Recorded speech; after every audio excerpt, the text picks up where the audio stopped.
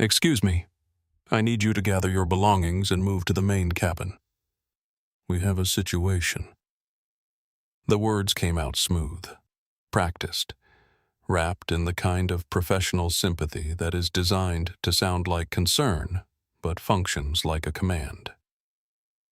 Diana Prescott stood at the head of seat 2A with one hand resting lightly on the headrest pearl earrings, catching the overhead light, red lips arranged into a patient, expectant smile.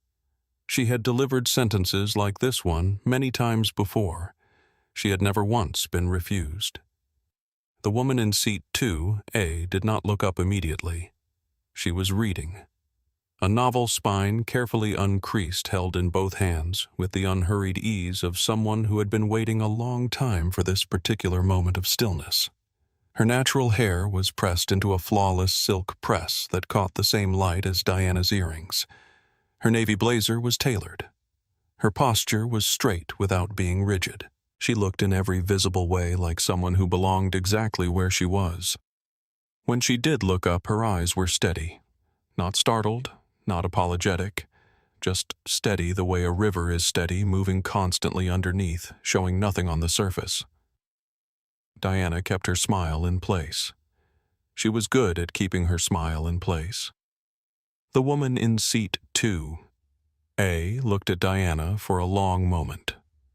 Then she looked at the hand on her headrest. Then she looked back at Diana. She said nothing. The silence lasted 4 seconds. To Diana, it felt longer. Here is what Diana Prescott did not know, standing in the forward cabin of a Boeing 777 at Gate B7 of John F. Kennedy International Airport, 15 minutes before the doors were scheduled to close. The woman in seat 2A had spent the last decade of her professional life dismantling lies exactly like the one Diana was currently telling. She had done it in federal courtrooms. She had done it in boardrooms. She had done it in depositions that made grown men reach for water glasses and reconsider their life choices. She had done it in hotel lobbies and restaurant waiting areas and office buildings and every other room that had ever looked at her, and quietly decided she was in the wrong place. She knew what this moment was, down to the molecular level. She had been here before, and she was not moving. Before we go any further, drop your city in the comments right now. And if you have ever been told you do not belong somewhere you absolutely paid to be, hit that subscribe button and give this video a like. Because what happens next in this cabin is something every single person needs to see. The woman in seat 2A is about to prove that the most dangerous thing you can do to someone who knows their rights is underestimate them. Let us go back to the beginning.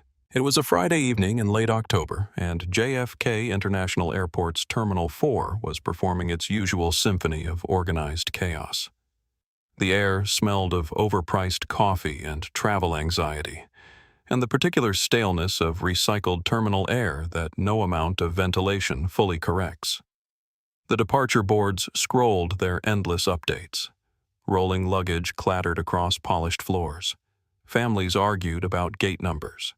Business travelers marched with the single-minded urgency of people who have somewhere more important to be.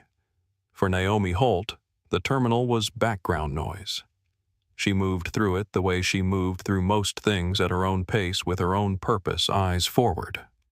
Naomi was 34 years old. She was the founder and senior partner of Holt & Associates, a boutique Manhattan firm she had built from a second-floor walk-up office with 2 associates and a coffee maker that worked on alternate Tuesdays. The firm now occupied the 23rd floor of a glass tower in Midtown and employed 21 attorneys, 6 paralegals, and a reputation that preceded it into courtrooms across the Eastern Seaboard. She specialized in contract law and civil rights violations. She had won cases that senior partners at larger firms had declined to take, citing insufficient grounds or unfavorable odds. She had taken those cases anyway, prepared with the methodical thoroughness of someone who understands that preparation is the only equalizer that cannot be taken from you, and she had won 14 of them in the last 6 years. The other 2 were still pending. She liked her odds. What she looked like tonight walking through the priority lane toward Gate B7 was not what most people imagined when they pictured a senior litigation partner. She wore a tailored navy blazer over a cream silk blouse, pressed dark trousers and leather loafers that had been bought for comfort on long flights and happened to cost more than most people's monthly grocery budget. Her natural hair was styled in a flawless silk press. She carried a slim leather tote that held a novel she had been saving specifically for this trip, a legal pad she carried out of habit even on vacation, and her phone, which was currently showing her a confirmation screen for Seat 2A on Transcontinental Airways, Flight 612 non-stop service to London Heathrow, departing 8:15 p.m.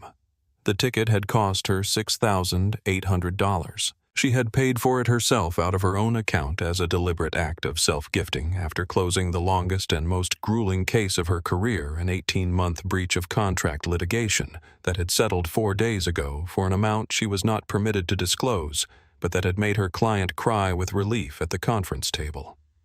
She had shaken hands, packed her briefcase, gone home, and booked the first available first-class seat to London, which was a city she had always meant to visit properly and never had. This was going to be her first real vacation in 2 years. 7 hours across the Atlantic. A flatbed seat, a glass of something cold, a novel, and silence. That was the entire plan. She checked in 24 hours ahead of schedule as she always did. No flags, no issues. The gate agent scanned her boarding pass with the brisk efficiency of someone who has done this 10,000 times, and found her name, her seat, and her fare class in approximately 4 seconds. Confirmed. Boarded. Seat 2. AJ class full fare, non-restricted. She stepped onto the aircraft and was greeted immediately by a junior flight attendant whose name tag read Aisha. Aisha was young mid-20s at most, with a warm, unperformed smile that reached her eyes. She offered to take Naomi's coat. She directed her to seat 2A with the kind of genuine helpfulness that distinguishes people who actually enjoy their work from people who perform the appearance of enjoying it.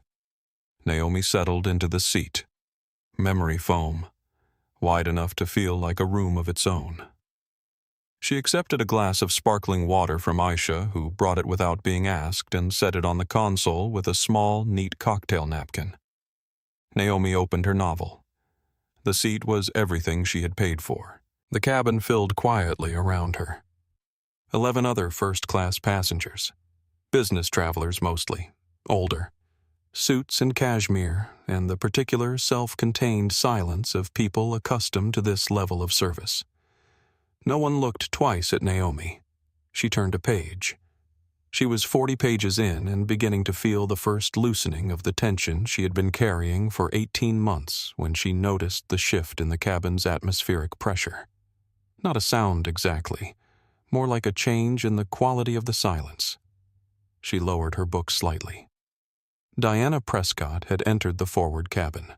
She came from the galley, walking the aisle with the measured pace of someone taking inventory of her domain.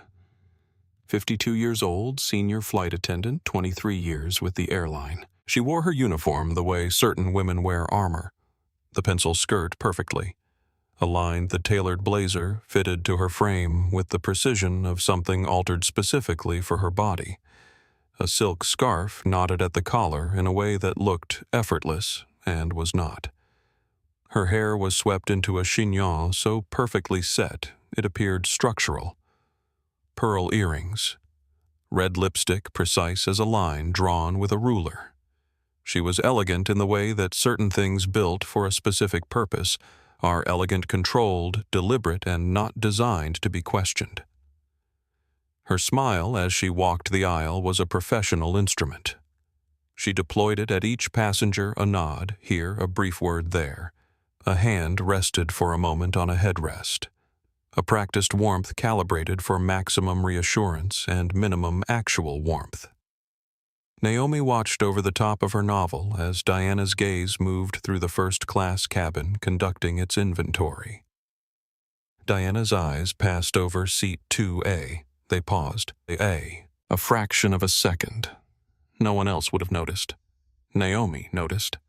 She had spent a decade noticing exactly that kind of pause. Diana moved on down the aisle. Naomi turned a page she had not finished reading. She had recognized the calculation behind that pause as clearly as she recognized the structure of a poorly argued brief. Diana had looked at the cabin. She had looked at 12 passengers. She had assigned each of them a value. And for one of those 12 passengers, the value she had assigned did not match the seat. Naomi set the novel face down on the console. She picked up her water glass.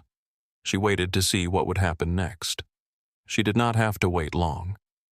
Margaret Hollis arrived in the first-class cabin the way certain weather systems arrive, announcing themselves well in advance and leaving damage in their wake. She was 58, and she had never traveled anything less than first class in her adult life, a fact she regarded not as a luxury but as a baseline entitlement, the way other people regard access to drinking water.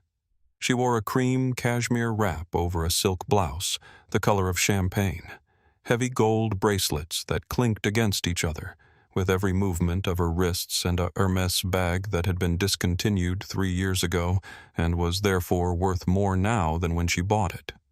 Her silver hair was set and lacquered. Her expression in its resting state was one of mild generalized displeasure, not aimed at anything specific, simply present as a default, the way some houses always smell faintly of something you cannot name.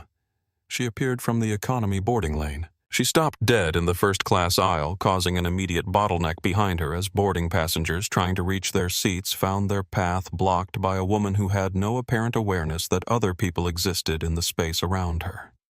She did not apologize. She looked down the aisle the way one looks down a hallway in one's own home and finds it insufficiently decorated. "Excuse me," she announced to no one in particular and therefore to everyone. "Excuse me, this is a problem." She was holding her boarding pass between 2 fingers. 14B Premium Economy, and regarding it with the expression of someone who has been handed something contaminated. "My assistant made an error," Margaret said louder now, her voice carrying the particular carrying quality of someone accustomed to speaking in large rooms and not adjusting the volume for smaller ones. "I specifically requested the front. I cannot sit in the back. I have a condition. The air back there is completely unbreathable. I get migraines. I need to be in first class." Diana Prescott materialized beside her with a speed that suggested she had been monitoring the boarding door. The transformation in Diana's demeanor was immediate and complete. The professional warmth she had calibrated so precisely for each first-class passenger was dialed in an instant to something several degrees warmer. She took Margaret's boarding pass gently with both hands, the way one might accept a document of some delicacy. Mrs. Hollis Diana said, her voice a warm murmur of sympathetic concern. "Let me look at this for you. I am so sorry you're dealing with this." Margaret looked somewhat mollified by the tone, though her expression of displeasure did not fully recede. Diana examined the boarding pass. She looked at her tablet. She looked at the boarding pass again. Then her eyes moved through the first-class cabin. Naomi, who had not returned to her novel, watched the calculation happen in real time. Diana's gaze moved methodically from seat to seat. 11 passengers, each one assessed in a fraction of a second. The hedge fund manager in 1A with his noise-canceling headphones already in place. The older couple in 3A and 3B with their matching travel pillows. The man in 4A with a laptop and a stack of folders. 11 passengers, each of whom Diana's unconscious calculus had filed into the category of people who belonged here without requiring any further examination. And then seat 2A. The gaze stopped. The assessment took slightly longer. Naomi watched Diana's posture make an almost imperceptible adjustment, the shift of someone who has identified a path of least resistance and is deciding whether to take it. She has seen this moment so many times she could describe it in her sleep.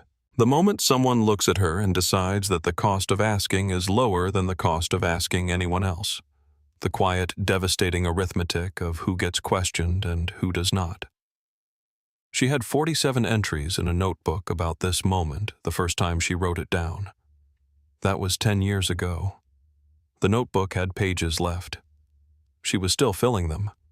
Diana murmured something to Margaret. "Give me just one moment, Mrs. Hollis. Let me see what I can do for you." Margaret smiled, the first genuine expression she had produced since boarding. She adjusted the strap of her Hermes bag and looked at seat 2A with the preliminary possessiveness of someone preparing to claim a prize. Naomi set her novel on the console. She folded her hands in her lap. She waited. Diana Prescott approached seat 2A with the walk of a woman who has made a decision and intends to execute it before anyone can raise an objection. The walk was graceful. She was always graceful, but underneath the grace was something inflexible, determined.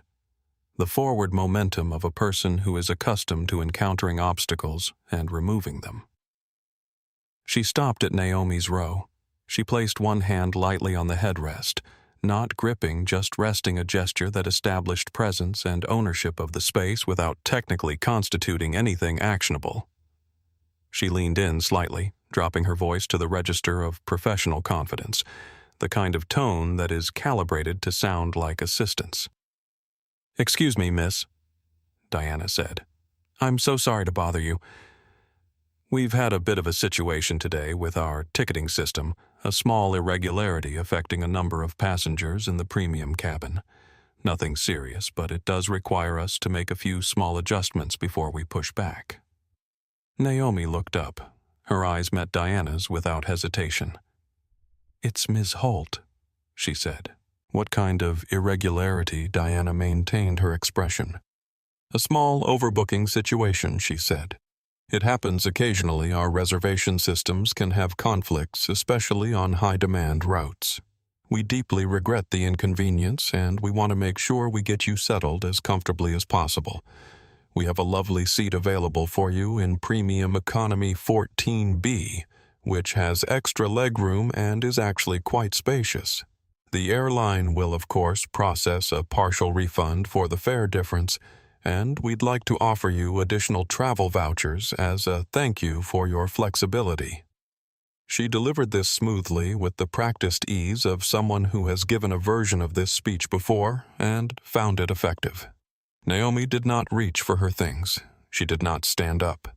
She did not change her expression. In the 10-second silence that followed, Naomi conducted a rapid internal assessment of everything she had just been told and found it structurally incoherent in 4 distinct places. First, overbooking situations on commercial airline routes were identified and resolved at the gate before passengers boarded through a process that involved gate agents offering volunteers voluntary rebooking or denied boarding compensation in exchange for giving up their seats. That process happened in the terminal. It did not happen in the forward cabin 15 minutes before pushback administered by a flight attendant approaching one seated passenger at a time. Second, she had checked in 24 hours ago. Her boarding pass had been scanned at the gate without issue. If the system had flagged an overbooking conflict at any point in the last 24 hours, the airline's standard protocol would have contacted her before she reached the aircraft. Third, the system irregularity. Diana had described was non-specific enough to be unfalsifiable, which is what you say when there is no irregularity. Fourth, and most critically, there were 11 other passengers in this first-class cabin. Diana had spoken to exactly one of them. "I checked in 24 hours ago," Naomi said. Her voice was level informational, the voice she used in depositions when she wanted the other side to hear themselves more clearly. "The gate agent scanned my boarding pass less than 20 minutes ago with no flags of any kind. My app is showing me confirmed in seat 2A right now." She tilted her phone toward Diana, briefly screen visible. "Can you tell me specifically when this overbooking was identified and why it wasn't resolved at the gate before I boarded?" Diana's smile tightened. Not enough for a casual observer to notice. Naomi noticed. "Technology can be unpredictable," Diana said. "These situations sometimes don't surface until boarding is underway. I understand this is frustrating, and I truly apologize." I'm not frustrated, Naomi said. I'm asking a specific procedural question. What is the airline's basis for selecting me for the downgrade A beat? Something moved behind Diana's eyes. Not guilt, not yet. Something closer to recalculation. Ms. Holt. Diana said, the warmth in her voice shifting by a precise degree toward firmness. I appreciate your patience, but I do need you to gather your belongings. The seat in premium economy is very comfortable, and we really do need to get this sorted before we push back. Naomi looked past Diana. Margaret Hollis was still standing in the aisle, Hermes' bag clutched in both hands, watching with the expression of someone waiting for a slow-moving inconvenience to resolve itself. Her eyes moved from Diana to Naomi with the breezy entitlement of someone who has never had to consider that other people's inconveniences are real. Naomi looked back at Diana. To be clear, Naomi said.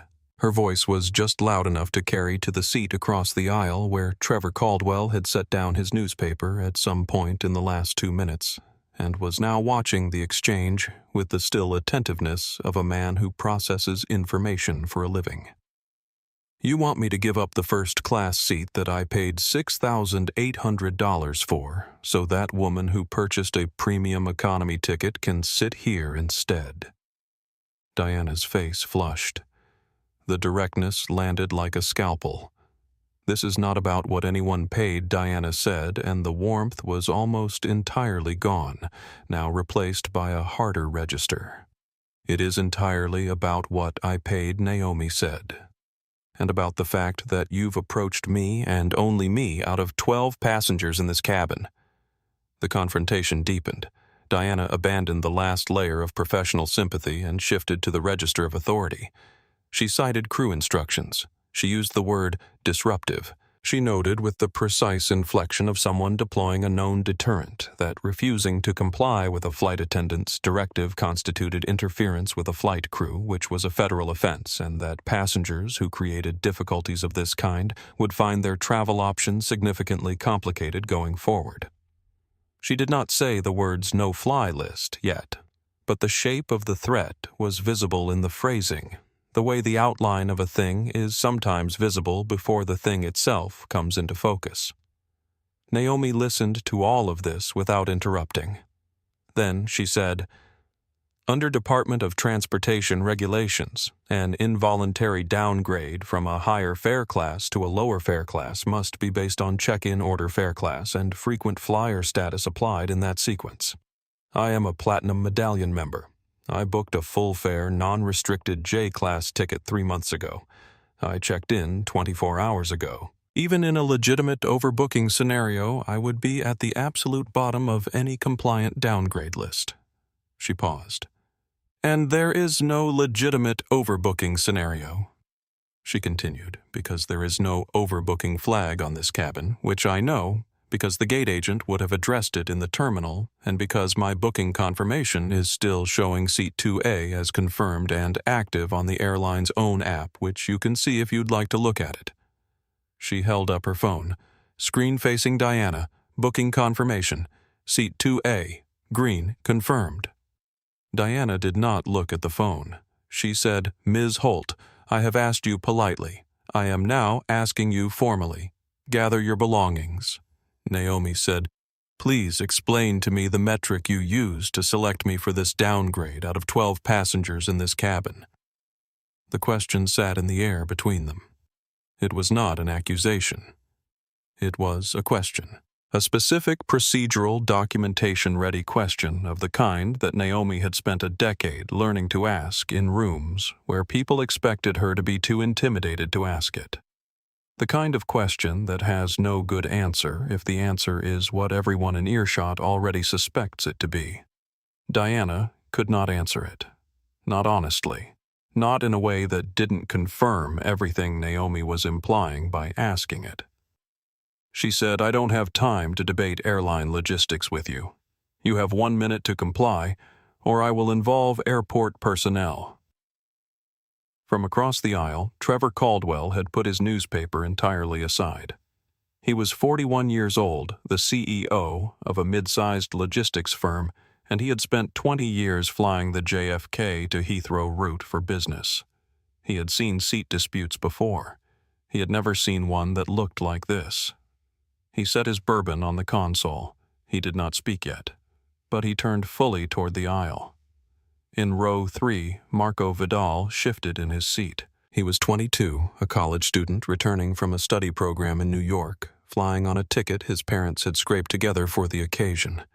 He had been placed in first class due to an upgrade his first time in the forward cabin, and he had spent the first 20 minutes quietly marveling at the width of the seats.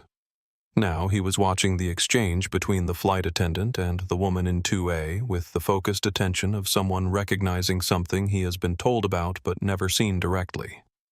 His phone was in his lap. His thumb rested near the camera icon. He did not press it yet. Margaret, from her position in the aisle, watched with diminishing patience.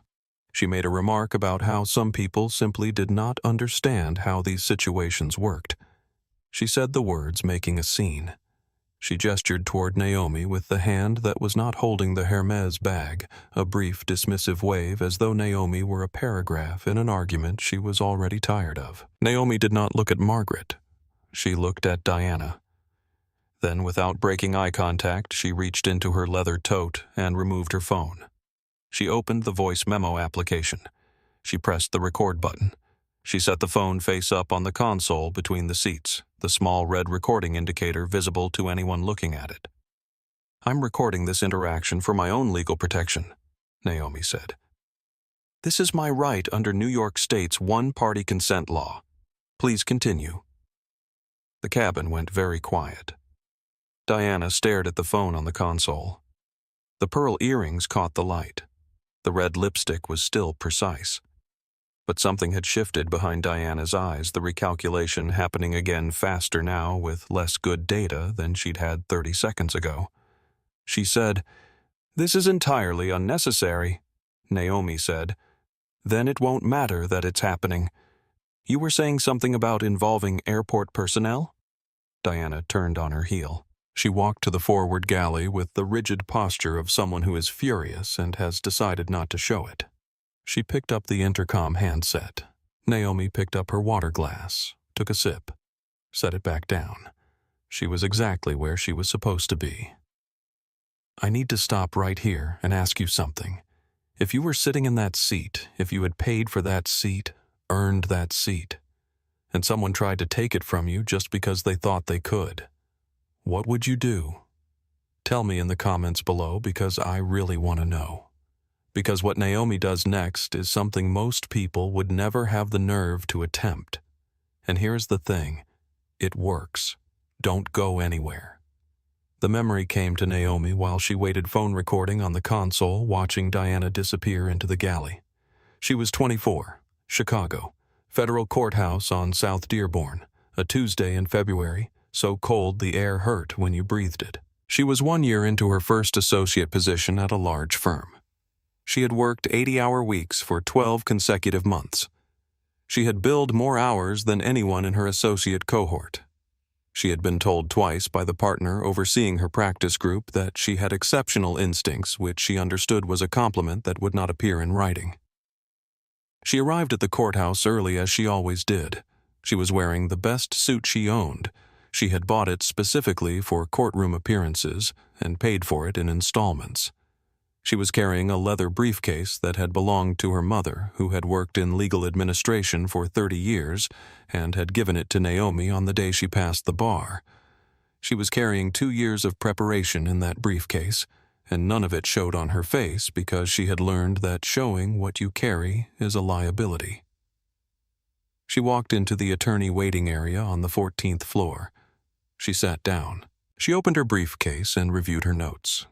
A receptionist, a woman in her 40s with a kind face and the particular efficiency of someone who has held the same job for a long time, approached her. "I'm sorry," the receptionist said pleasantly, the way people say things when they believe what they're saying is simply informational. "This area is for attorneys and their clients. The area for paralegals and support staff is on the 3rd floor at the desk near the elevator bank. Naomi looked up. "I'm an attorney," she said. The receptionist's expression did the thing Naomi had learned to watch for a small, involuntary recalibration. The slight adjustment of someone whose internal filing system has encountered a document that doesn't match the folder it was placed in. "Oh, of course," the receptionist said. "What firm?" Naomi named the firm. The receptionist typed, looked at her screen, looked at Naomi. "I'm only showing let me just," she typed again. "Could you spell your last name Holt?" Naomi said. "Naomi Holt." A pause. The receptionist found the name. Her posture adjusted by a small, precise degree. She did not apologize. She said, "Right this way." Naomi walked into that courtroom and won the motion. She was back at her desk by noon. That evening, she went home, made tea, and opened the small notebook she had started keeping during law school, a record deliberate and dated of every moment when the world had looked at her and made the wrong calculation. She wrote down what had happened at the courthouse, the receptionist's exact words, the timeline, her response, the way it felt to correct the assumption without raising her voice, the way it felt to win the motion an hour later. That was entry number 4. By the time she boarded Flight 612 to London, the notebook had 212 entries. She had never stopped writing in it. She had never needed to. Sitting in seat 2. A phone recording on the console, she thought Diana Prescott is not the first person to look at me and run the wrong calculation. She is not even close to the first. But she will be documented exactly the same way all the others were. Precisely. Completely. Without embellishment. The cabin sounds returned to her awareness. The low hum of the APU. The distant clatter of boarding from the main cabin. The approaching footsteps of someone walking back from the galley with purpose. She set down the memory of the Chicago courthouse and picked up the present moment. Diana had returned. And she had brought someone with her. Carlos Rivera was 29 years old and had been a customer service supervisor at JFK Terminal 4 for 3 years. He was good at his job. He was patient. He was procedurally fluent. And he had developed the particular skill of de-escalating tense boarding situations without anyone fully realizing de-escalation was happening. On a Good Friday, he handled 6 of these by pushback. This was not starting out to be a Good Friday. He walked into the first-class cabin wearing his red supervisor blazer, slightly too large in the shoulders, a fact he had never gotten around to addressing, and the expression of a man who has been managing difficult situations since 6 in the morning and has reached the phase of the day where he just needs one more thing to resolve cleanly. Diana was directly behind him. Ma'am, Carlos said, approaching seat 2A with the measured patience of someone doing crowd control. "My flight attendant has asked me to assist with a seating situation. I understand there's been some disagreement about a reassignment. I need to ask you to gather your belongings and come with me to the terminal so we can sort this out before pushback." He said it gently. He meant it reasonably. He had no idea yet that he was about to participate in something that would be significantly more complicated than a seating disagreement. Naomi looked at him.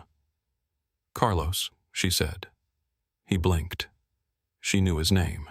He was wearing a name tag, but most passengers didn't use it.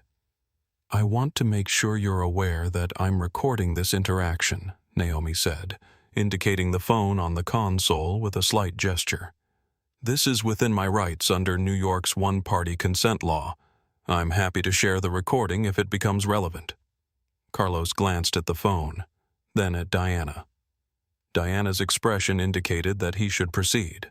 Naomi said, "Before I respond to any request to leave this aircraft, I need to ask you to pull up my passenger name record. My confirmation code is Delta Foxtrot 47, November Sierra." She said it without looking at her phone. She had memorized it this morning the way she memorized case numbers and exhibit codes as a matter of professional habit. Carlos hesitated. He looked at Diana. Diana gave a small nod, the nod of someone confident in the outcome. Carlos pulled out his tablet and entered the code. The screen populated. Naomi said, "What is my fare class?" Carlos looked at the screen. "J class," he said. "Full fare. Non-restricted." Naomi said, "What does the system say about my check-in status and seat assignment?" Carlos looked. "You're confirmed in 2A. Checked in at..." He glanced at the timestamp. 23 hours and 41 minutes ago. Naomi said, "Is there an overbooking flag on this cabin?" Carlos stared at the screen for a moment that lasted approximately twice as long as it should have. He looked at Diana. "Carlos." Naomi said, her voice patient and precise. "Is there an overbooking flag on this cabin?" "No," Carlos said. His voice had gone quieter. "The cabin is showing 12 of 12. Fully checked in." "So there is no system glitch," Naomi said. She was not raising her voice. She was not leaning forward. She sat exactly as she had been sitting. Her tone was the tone of someone reading a document into the record. "There is no overbooking. There is no operational requirement. What Diana told me that there was a ticketing irregularity requiring me to give up my seat is not supported by anything in your system." She paused for exactly 1 second. "Diana approached me, and only me out of 12 passengers in this cabin. She told me a system glitch required me to move to premium economy. Your records show no such glitch exists. When I questioned her, she threatened me with federal interference charges. And this interaction is being recorded." Carlos looked at his tablet. He looked at Diana. He looked at his tablet again. The color had not left his face yet, but it was considering its options. Diana said sharply, "Carlos, this passenger is being disruptive. She is refusing crew instructions and creating a hostile environment. I need her removed." "I haven't raised my voice," Naomi said directly to Carlos. "I haven't stood up. I haven't used a single inappropriate word. I have asked specific questions about the basis for a request that appears to violate DOT regulations. That is not disruption. That is my right as a paying passenger." From the aisle, Margaret Hollis exhaled a sound of profound impatience. She mentioned her husband. She mentioned the amount of money she had spent with this airline over the years. She used the word unacceptable 4 times in approximately 90 seconds, which Naomi counted without appearing to count. Trevor across the aisle had been watching since Diana first returned with Carlos. He was holding his boarding pass, turning it over in his hands slowly the way people handle objects when they are thinking carefully. Marco in row 3 was no longer pretending to look at his phone. He was looking at the exchange directly with the focused stillness of someone watching something he knows he is supposed to be watching. His thumb had found the camera icon. Naomi looked at Carlos. "I want you to think carefully about what you do next," she said. "There are multiple people in this cabin paying close attention to this interaction. Whatever decision you make is going to be documented." She did not look at Marco. She did not need to. Carlos swallowed. He was a decent man in a difficult position, and somewhere in the machinery of his training and his instinct and the specific quality of this moment, something was beginning to clarify. He said, "Diana, I can't process a downgrade without a flag in the system." Diana's jaw tightened. She said, "Then I'm going to the captain." She said it the way someone says a thing they have decided they will not be talked out of. She turned and walked toward the cockpit. Carlos watched her go. He looked at Naomi. He looked at the tablet in his hand. He looked at the confirmation code still visible on the screen, full fare J-class seat 2. A confirmed. He did not look up again for a long moment. Marco Vidal pressed the camera icon. He did it quietly, angling his phone on his knee with the practiced, casual inconspicuousness of a 22-year-old who has spent several years documenting things on social media and knows how to make a phone look like it is simply resting in a lap.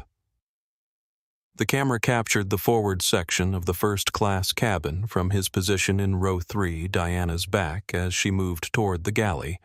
Carlos standing at the aisle with his tablet, the edge of seat 2A, and Naomi's hands folded in her lap, unhurried. He was not narrating. He was not making a scene about the recording.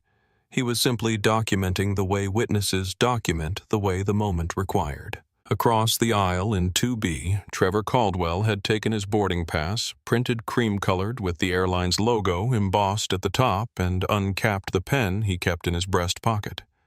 He wrote on the back of it his name, his direct number, a brief note, full witness beginning to end. He held it in his hand, ready. The cabin had developed a collective awareness. Not loudness, the opposite of loudness. The particular silence that gathers when a group of people have recognized that something is happening that matters and have made an unspoken group decision to pay attention. The man in row 4, who had been reading a financial report since boarding, had set it in his lap. The woman in 3B had taken out her phone not to record, but with the reflexive response of someone whose first instinct in a significant moment is to reach for it. 2 passengers near the back of the first-class section had turned slightly in their seats. Margaret was still in the aisle. She made a remark about attention-seeking. She used a phrase people like that and did not finish the thought, which meant she expected the meaning to complete itself in her listeners. Trevor Caldwell, who had heard the remark, wrote something additional on the back of his boarding pass. Aisha, the junior flight attendant who had greeted Naomi at the door with a genuine smile and served her sparkling water without being asked, stood at the threshold of the galley. Her hands were at her sides. Her face was carefully composed. She was 26 years old in her first year on this route, and Diana Prescott was her senior by 23 years of seniority. She had neither the standing nor the authority to challenge Diana directly, but she was watching, and she was not going to pretend she wasn't. Trevor caught Naomi's eye across the aisle. He offered a single, precise nod. The acknowledgement of one professional to another, the silent communication of, "I see exactly what is happening here, and I am not going to look away from it." Naomi returned the nod. Her expression did not change. Her phone was still recording on the console. The cabin waited. She was 28, Midtown Manhattan, a conference room on the 31st floor of a building on Park Avenue, floor-to-ceiling windows, looking south toward the skyline, late afternoon light coming in at an angle that made the glass table look like it was lit from within. She was 3 years into her career. She was second chair on a major breach of contract case, not second chair because she was less capable than anyone in the room, but because this was how it worked. This was the ladder, and she was on it, and she climbed each rung with the methodical patience of someone who intends to reach the top and understands that impatience is a luxury she cannot afford. She had spent 4 months preparing for this deposition. She knew the CFO's emails better than he knew them. She knew the discrepancies between his public statements and his internal communications with a specificity that made her co-counsel slightly nervous when she walked him through the outline the night before. She had mapped every inconsistency. She had prepared for every likely deflection. She was ready in the way you are ready when you have done the work that other people decided was too tedious to complete.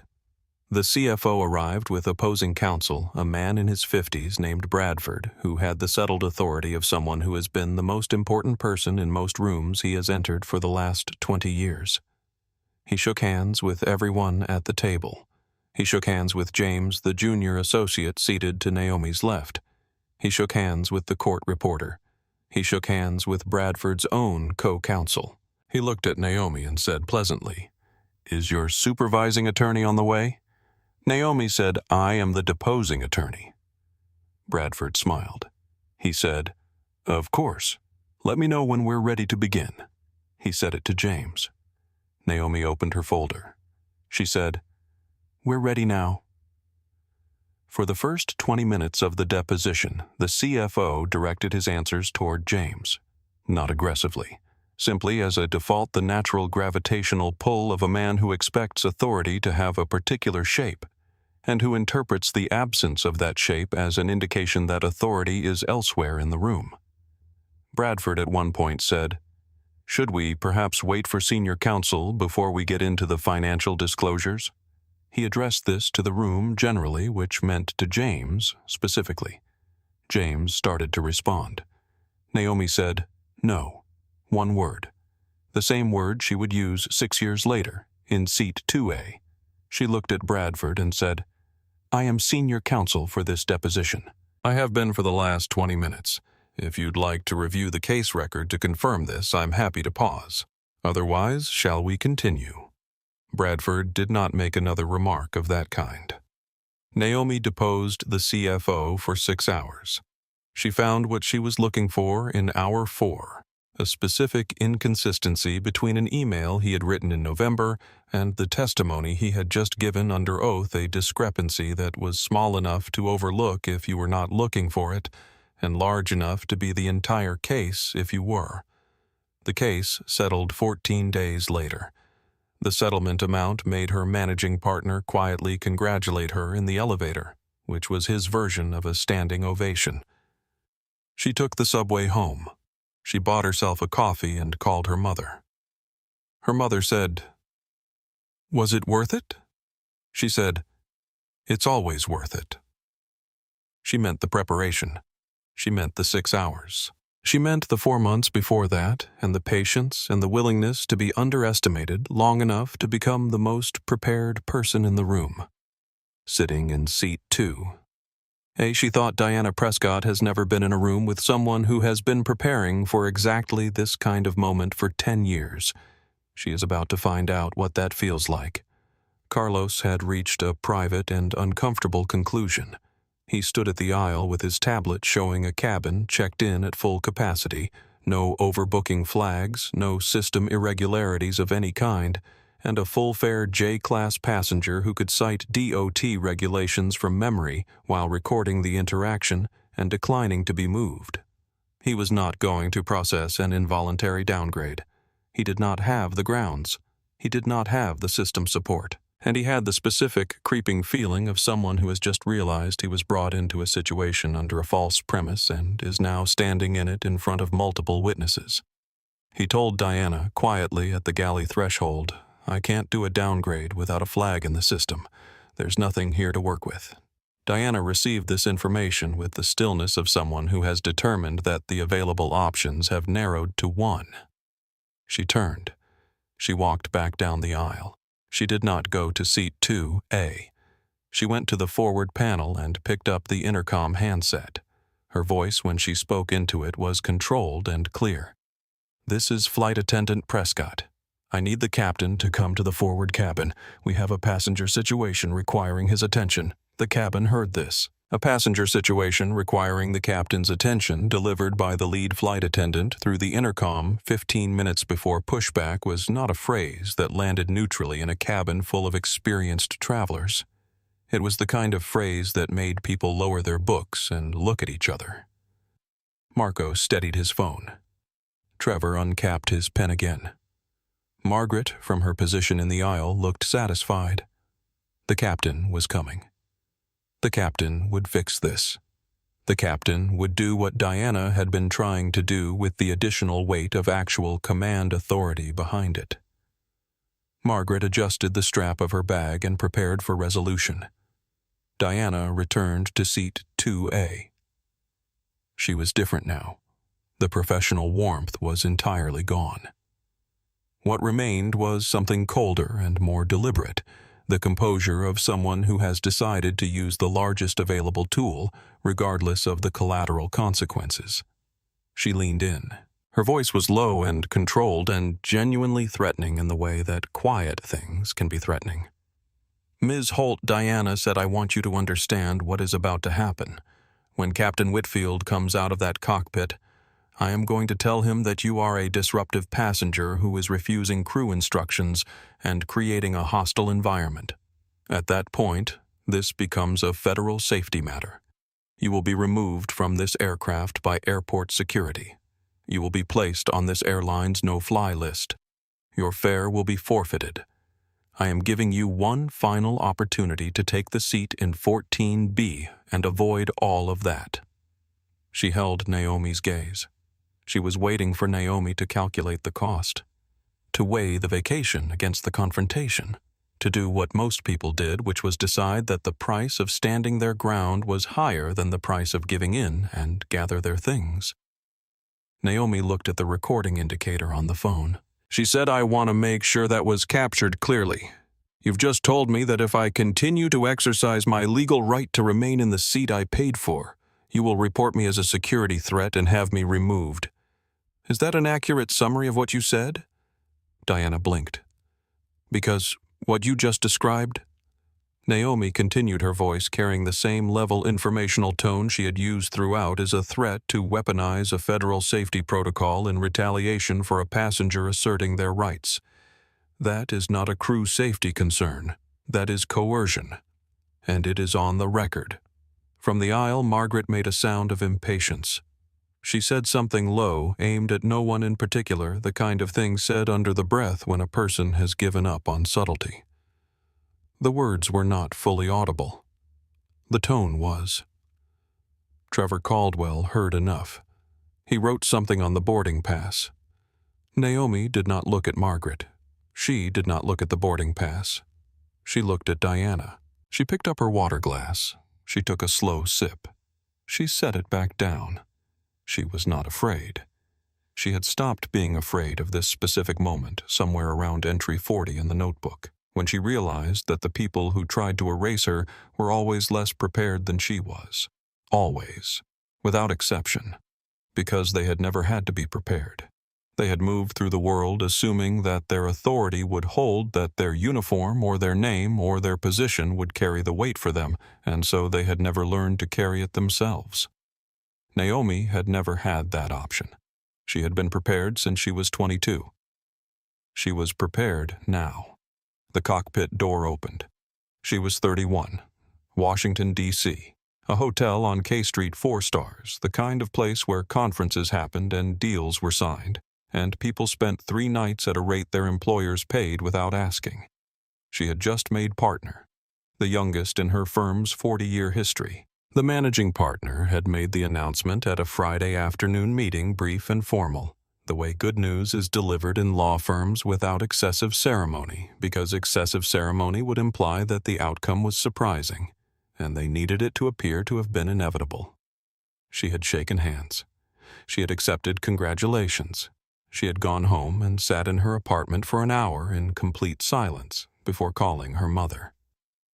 She flew to Washington the following Monday for a civil rights conference, 3 days of panels and keynotes organized around a landmark housing discrimination case her firm had contributed research to. She was presenting on day 2. She checked into the hotel at 2 in the afternoon, early enough to review her notes before dinner. The front desk agent was a young man, 20-something, who looked at her. Booking looked at her and said, "There seems to be a hold on this account.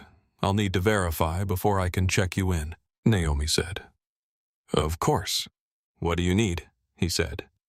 "It'll just be a few minutes." It was 47 minutes. She sat in the lobby and counted the other guests who checked in while she waited. 3 of them, all white, all male. The slowest among them spent 4 minutes at the desk. After 47 minutes, a manager arrived. He was apologetic in the specific, insistent way of someone who wants the apology to conclude the interaction, rather than to repair anything. "There was a misunderstanding," he said. "The room is ready. I'm sorry for the wait." He did not explain the misunderstanding. He did not offer a room upgrade or a complimentary anything. He handed her a key card and moved on. She took the key card. She went to her room. She stood at the window for a moment, looking at the dome of the Capitol building visible between other buildings in the late afternoon haze. Then she called her assistant and dictated a letter. She documented the time of arrival, the request to wait, the duration of the wait, the names and approximate descriptions of the 3 other guests who checked in during that time without delay, the manager's response, the absence of an explanation or compensation, the date, the hotel, the reservation number, the rate paid by her firm's account. She sent it certified mail the following week. She never received a reply. 3 years later, an attorney she had met at that same conference was building a class action case against a hotel chain for a documented pattern of discriminatory check-in delays applied to guests of color. He called her to ask about the letter. She had kept a copy. She provided it. It became Exhibit 17 in a case that settled for $6 million. She did not take a cent of the settlement. The money went to a legal aid organization in D.C. that she had been supporting since her second year of practice. What mattered was the documentation. It always mattered, not because every piece of documentation became evidence in a court case, but because writing something down is an act of refusal, a refusal to let a moment be erased, to let an injustice dissolve into the comfortable fog of no one can prove anything. She had 212 entries in that notebook. She had never stopped adding to it. She had never needed to. In seat 2, waiting for a captain to emerge from a cockpit, she thought, this will be entry 213, and it will have audio. The cockpit door opened. Captain James Whitfield was 55 years old, graying at the temples with 22,000 logged flight hours, and the particular unhurried authority of someone who has encountered enough genuine emergencies to know the difference between a real one and theater. He stepped into the forward cabin and looked at what was in front of him. Diana Prescott standing at the galley entrance with the posture of someone who has just executed a carefully planned move. Carlos Rivera standing in the aisle with the posture of someone who wishes he were somewhere else. Margaret Hollis still in the aisle, clutching her bag, now wearing the expression of someone expecting vindication, and Naomi Holt sitting in seat 2A with a glass of water, a recorder running on the console, and the expression of someone who is waiting patiently for a process to complete itself. Captain Whitfield looked at all of this. He said without preamble, "Who activated the cabin chime?" Diana stepped forward. She had prepared for this. She delivered her version with the practiced coherence of someone who has had 90 seconds in the galley to organize a narrative disruptive passenger refusing crew instructions. Hostile environment safety concern needs to be removed for the protection of the crew and the other passengers. She said, "I don't feel safe closing the main cabin door with this passenger on board." The phrase landed with the weight it was designed to carry. In commercial aviation, an expressed safety concern from a crew member is treated with significant seriousness. It is not routine. It invokes a specific hierarchy of response. Diana knew this. She had chosen the phrase carefully. Captain Whitfield looked at her for a moment. Then he turned to Carlos. "Is there an operational requirement for a passenger downgrade in the premium cabin?" he asked. Carlos looked at his tablet. He looked at Whitfield. "No, Captain," he said. "The cabin is fully checked in, no overbooking flag, no weight and balance issue, no operational necessity of any kind." Whitfield turned back to Diana. "Then what was the basis for the downgrade request?" Diana explained Margaret's situation. "The premium economy ticket, the medical condition, the assistant's error, the need to accommodate a passenger in difficulty. Does Mrs. Hollis have a medical clearance form on file with our special assistant's desk?" Whitfield asked. Silence. "No," Diana said. "But the circumstances," he turned to Margaret. "Ma'am," Whitfield said, "do you have medical documentation filed with this airline's special assistance team?" Margaret blinked. "A what?" she said. "No. My assistant simply—" Captain Whitfield held up one hand. He looked back at Diana. His voice dropped by one register. It did not become louder. It became more final. "You asked a confirmed full-fare first-class passenger to surrender her seat to a passenger holding a premium economy ticket with no medical clearance on file, no overbooking flag in the system, and no operational basis of any kind. When she declined and asked for documentation, you threatened her with federal interference charges, and when that was insufficient, you activated the cabin chime and reported a security concern to my flight deck." He paused. "You pulled me out of pre-flight protocol for this." Diana's mouth opened. Captain, I need to hear from the passenger, Whitfield said. He turned to seat 2A. Ma'am, I understand you've been recording this interaction. I have, Naomi said. She picked up her phone. I'm happy to share it if it would be helpful. It won't be necessary right now, Whitfield said. In your own words, please. Naomi said clearly, and without any elevation in her voice. Diana approached me and only me out of 12 passengers in this cabin. She told me there was a system glitch requiring me to move to premium economy. Your supervisor confirmed there is no such glitch. When I questioned her and declined to move, she threatened me with a no-fly list if I continued to assert my rights. When I began recording the interaction, she called you and reported me as a safety concern. I have the entire exchange on audio beginning from her first approach. She paused. I am a civil rights and contract attorney. I have been sitting in this seat which I legally purchased without raising my voice, without standing up, and without using a single inappropriate word. I am not a safety concern. I am a passenger whose rights are being violated. Trevor Caldwell stood up. He was not a demonstrative man. He had the controlled economy of movement of someone who spends his professional life making large decisions quietly. He smoothed his jacket and held out his boarding pass toward Captain Whitfield. My name is Trevor Caldwell. I'm the CEO of Caldwell Global Logistics. I've been flying this route for 15 years, and I was seated directly across from Ms. Holt from the beginning of this incident. Everything she just described is accurate. Diana approached her first and exclusively. There was no raised voice, no disruption, no hostile behavior from Ms. Holt at any point.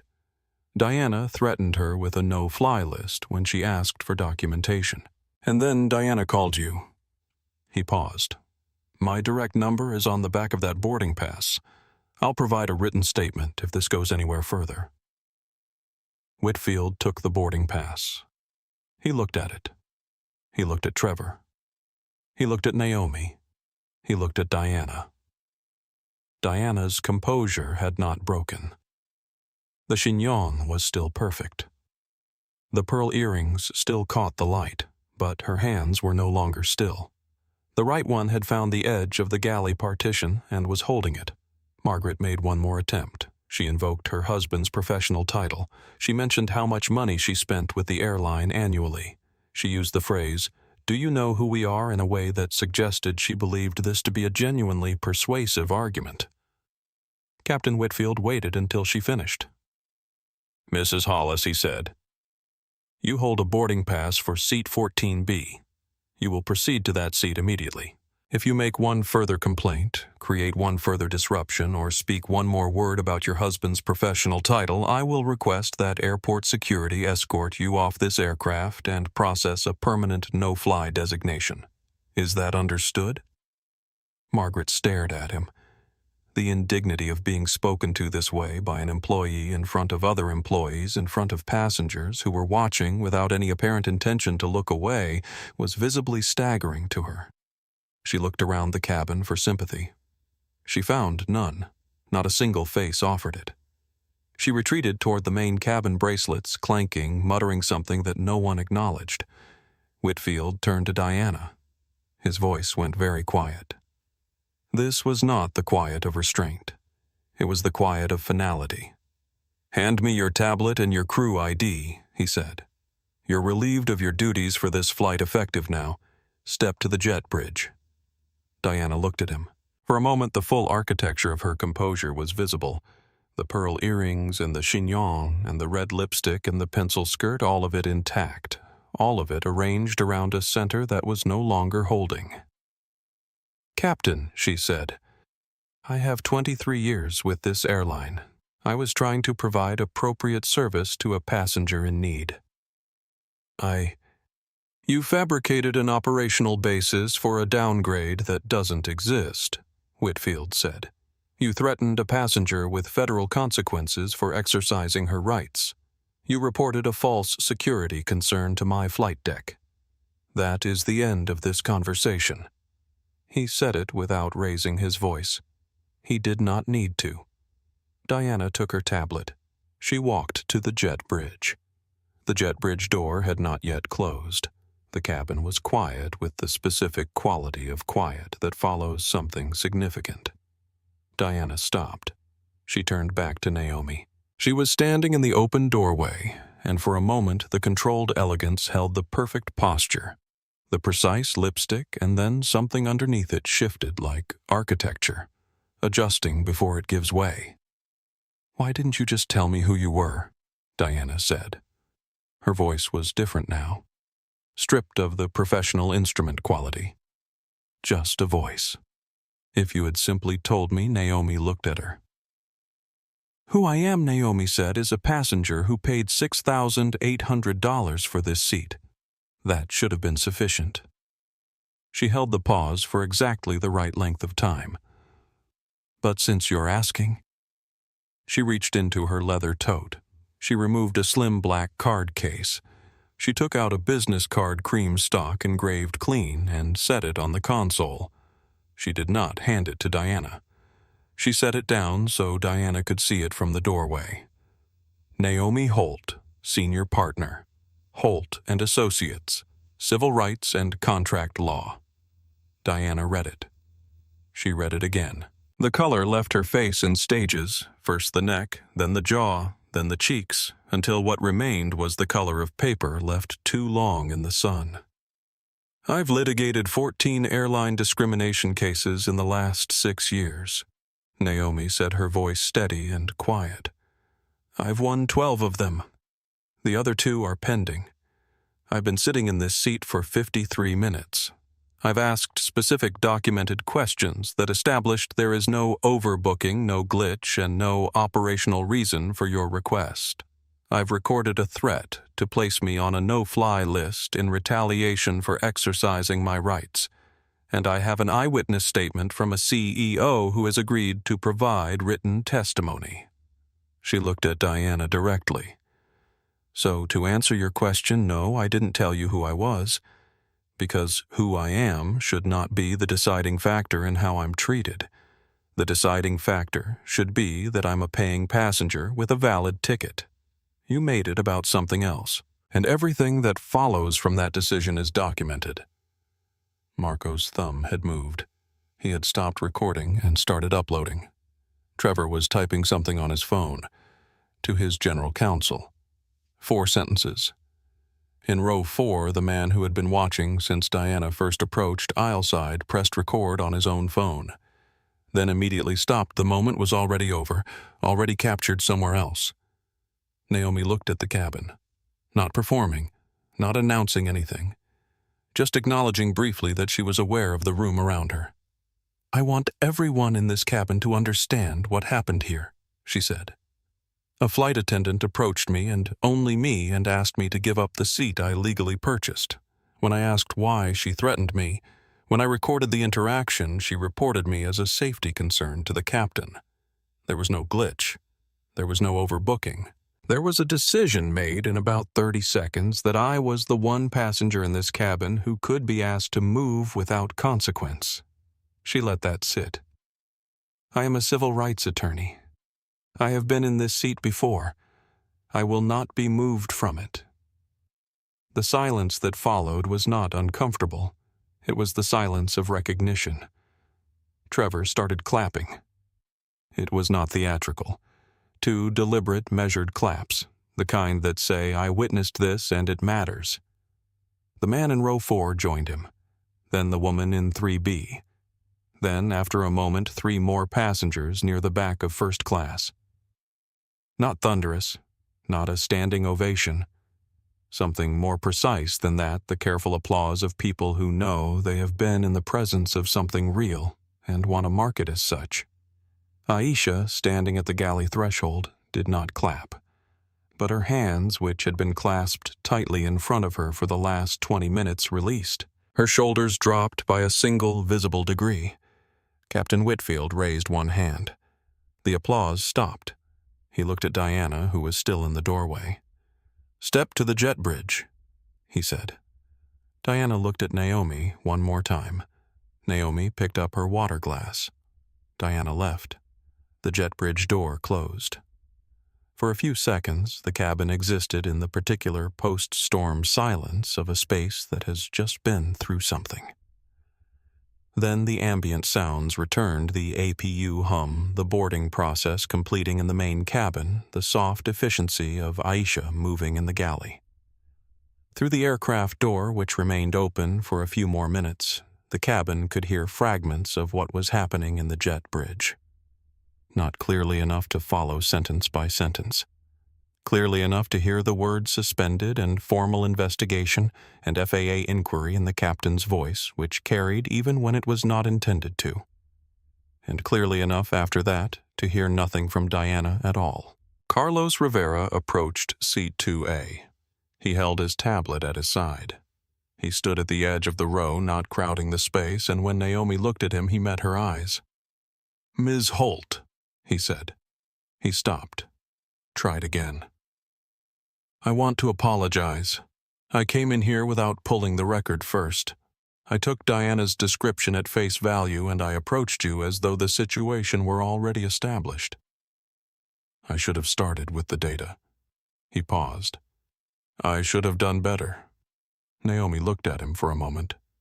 "Yes," she said. "You should have." She let that land. Not harshly, just clearly. "But you told the truth. When it mattered," she said. "That counts for something." Carlos nodded. He returned to his position near the boarding door.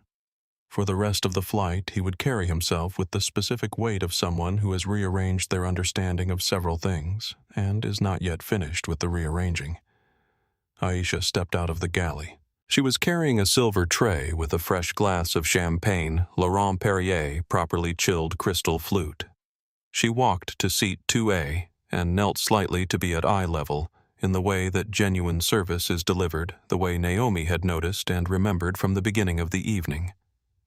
Ms. Holt, Aisha said softly, "I'm stepping up as the acting lead for this flight, and I want you to know I watched everything that happened in here tonight.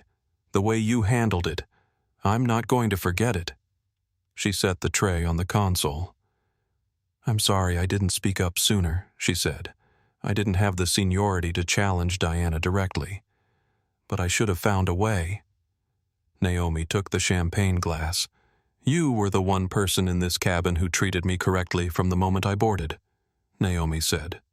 "Don't minimize that." Aisha stood. She moved down the aisle with the warmth she had brought to the job since her first day on the route, attending now to the other passengers in the first-class cabin with the specific attentiveness of someone who has decided to be excellent at her work. Trevor, across the aisle, raised his bourbon. "To knowing your rights," he said. Naomi touched her champagne glass toward him. "And to good witnesses," she said. "I couldn't have done it without a little corroboration." Trevor smiled. He reached into his pocket and held out a business card. "My firm handles about 8 figures in annual logistics disputes," he said. "I've been looking for outside counsel who doesn't back down under pressure. I watched you stay perfectly still while someone tried to move you with everything she had. I'd like the attorney who just did what I watched you do in the next chair when we go to arbitration." Naomi took the card. She tucked it into her tote next to the novel she had not yet finished. "I'll call Monday," she said. She opened the book. She found her page. The main cabin door closed with a clean, definitive thud. The jet bridge retracted. The engines spooled up a deep, measured hum that traveled through the floor and up through the seat. The plane began to move. Naomi took a long, unhurried sip of champagne. She was exactly where she was supposed to be. "I have to stop and ask you something before we go any further. What would you have done in Naomi's seat? Would you have moved? Would you have fought back? And honestly, could you have stayed that calm? Because that kind of composure does not come from nowhere. It is built over years, over hundreds of moments that each tried to make her smaller, and each failed. Tell me in the comments what you would have done. And don't go anywhere because the consequences of what just happened on this plane are only beginning to land. The Boeing 777 leveled out at cruising altitude. The seatbelt sign chimed off. The ambient lighting shifted to a soft, twilight blue.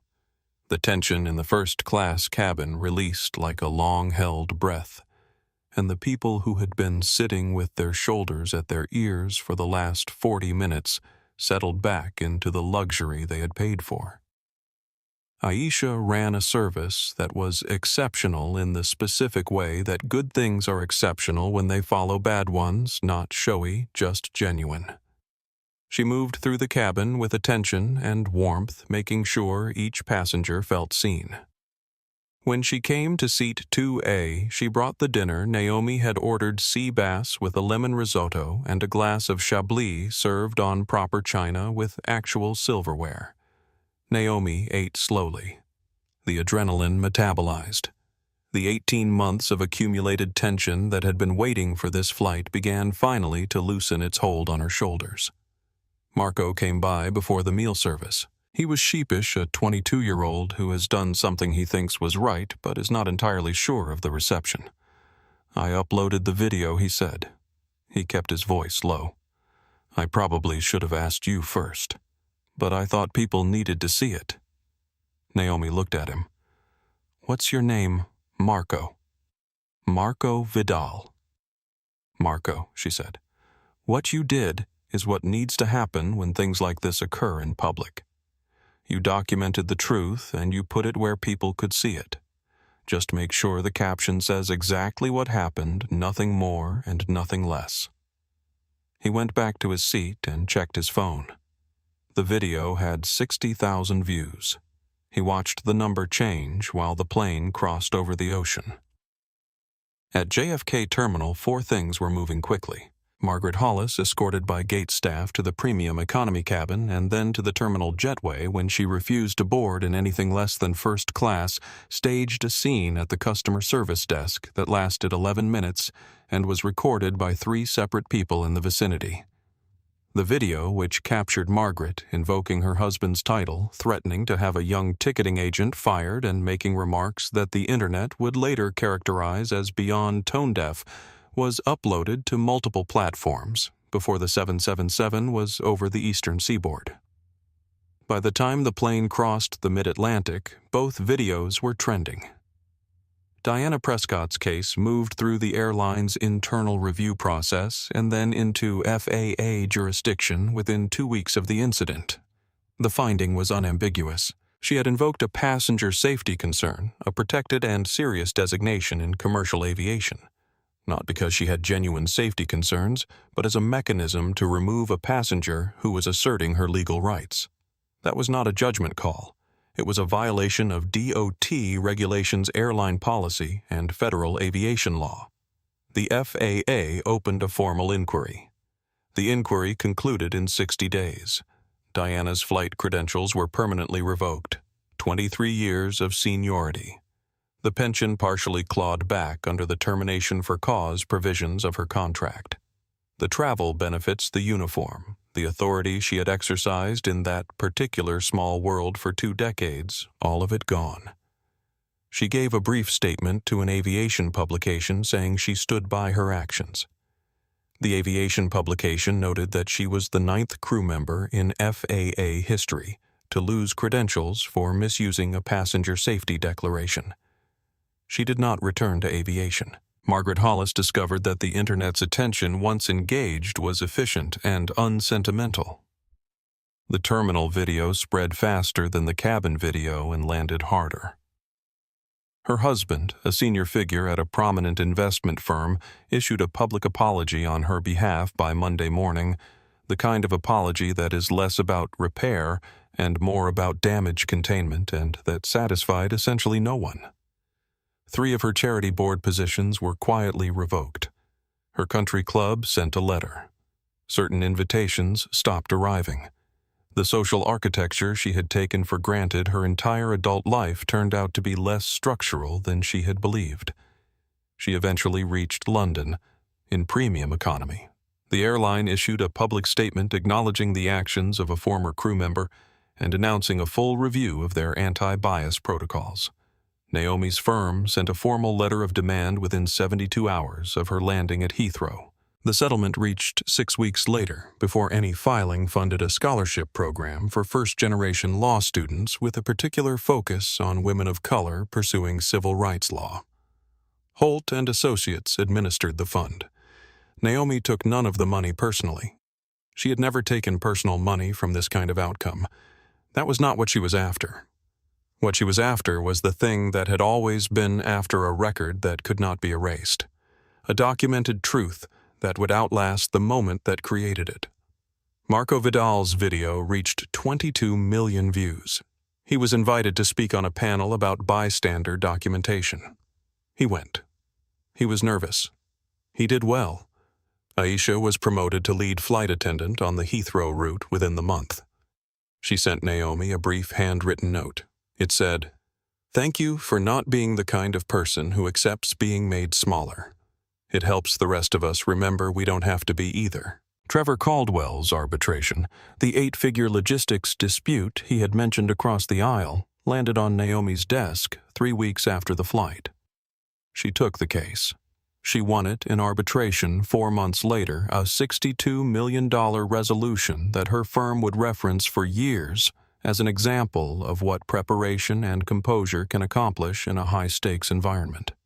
She never flew anything less than first class again. She still kept the notebook. It had 214 entries. The last one, written in her hotel room in London on the evening she landed, read, "Seat 2A. Flight 612. They thought I would move. I did not." And the whole cabin saw it. I want to talk to you for a second, not as the person telling this story, but as someone who thinks about stories like this one all the time and who has something to say about what it actually means. What Naomi did in that seat was not just impressive. It was rare and it was hard, and I think most of us, if we are honest with ourselves, know that we would have moved. Not because we were wrong, but because the cost of standing still feels enormous in the moment. Because someone in a uniform is telling us that the law is on their side. Because we are tired, and we just want to get where we are going, and the price of the fight seems higher than the price of giving in. Naomi had paid that price so many times in Chicago, in Manhattan, in Washington, in every room that had ever tried to shrink her, that she had stopped calculating whether the fight was worth it. She already knew the answer. It is always worth it. Not because you always win, but because the alternative is agreeing to become smaller than you are. And once you agree to that, it never stops. Here is what I took from this and what I want to leave with you. Preparation is a form of protection that no one can take from you at the gate. Knowing your rights is a form of armor.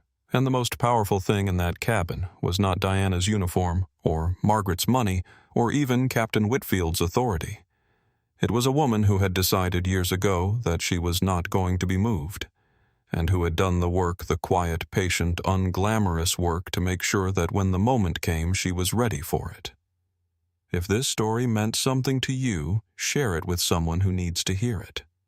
Subscribe if you haven't yet. We are here every week with stories about people who refuse to be erased, and there are many more where this one came from.